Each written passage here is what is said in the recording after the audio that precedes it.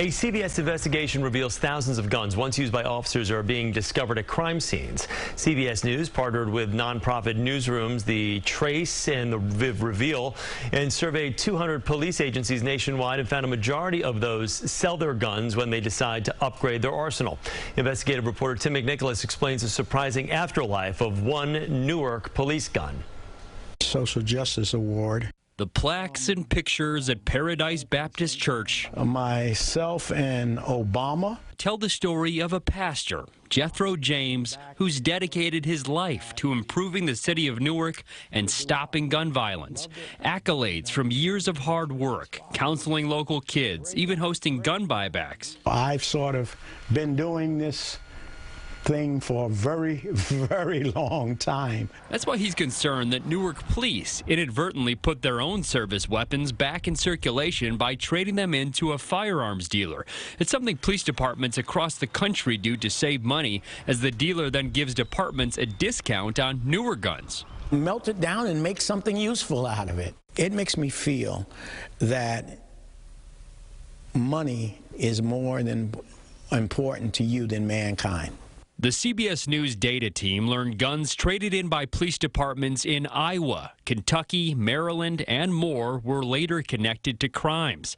And records from the Bureau of Alcohol, Tobacco, and Firearms show a former Newark police gun was found by Pittsburgh police in 2019 after they responded to reports of shots fired. An officer wrote that the gun had numerous scrapes, consistent with it being thrown and sliding across cement, leading police to believe whoever fired the shots tossed it as they ran away. Officers did not find any victims. I don't blame this mayor because it didn't start with this mayor.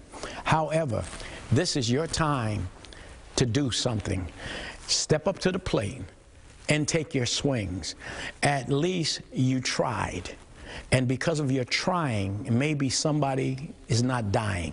Somebody's kid is not dying. According to a CBS News data analysis through open records requests from the Newark Police Department, the department traded in about 1,000 guns in 2016, but the department says they haven't done so since. As for other local departments, Monroe, New York police say they also trade in their old weapons, and Yonkers police say they trade in to a vendor who does not sell to the public. With the NYPD, officers are the legal owners of their guns, so the officer can keep the old weapon for his or her personal use or sell it. They're going to do what's best for their officers. Retired ATF New York Special Agent in Charge John DeVito says agents can trace the gun from one firearms dealer to another, but they can't see which citizens might buy them later on. But I'm not going to penalize or say that's wrong in any way. You know, I think we should make sure that we have satisfactory budgets so these departments and chiefs don't have to make hard decisions. And we have to trade in these guns. We have to sell these guns in order to be able to equip my officers. That's not a decision a chief should have to be making. Records show police never were able to determine the registered owner of the former Newark police gun or how it wound up in Pittsburgh. Pittsburgh police destroyed it in 2021. There has to be a moral and political statement made about this.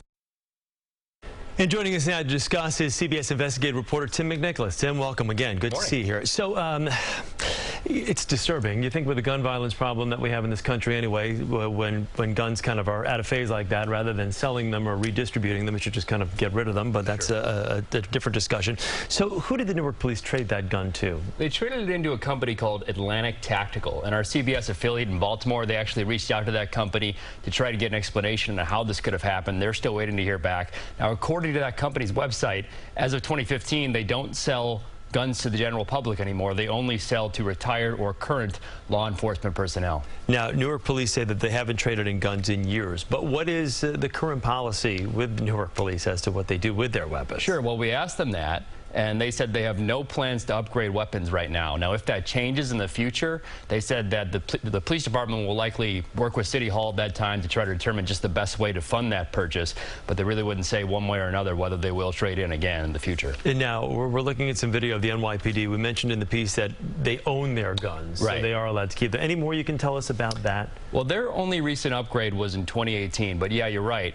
They could actually keep their gun. In that instance, they were able to keep their gun for their own personal use, or they could sell it if they want. Now, police sources tell us that if an officer does want to sell their gun, it's on them to make sure they're selling to a licensed buyer. The NYPD does not trade in guns as a department, as a policy. Well, I would think that's probably a little gray area there because, I mean, especially in this day and age, you could think you're selling it to somebody on the up and up, but it could be nefarious when you really look into it or dig into it. Of course. Yeah, and you never know what could happen. I mean, if you're keeping that gun, somebody's son could take it out and they could sell it. You never know if they could sell it on the street, something like that. So let's talk about this happening now in other parts of the country. What have you been able to find out? I know you guys aren't just looking at some of the local municipalities here, but kind of broadening the search. What are we realizing? Yeah, so our national team, the CBS Investigative team, they found more than 52,000 instances of what were once police guns later turning up at crime scenes, and you could find all about what they found, all about their investigation at cbsnews.com, Chris. That's incredible.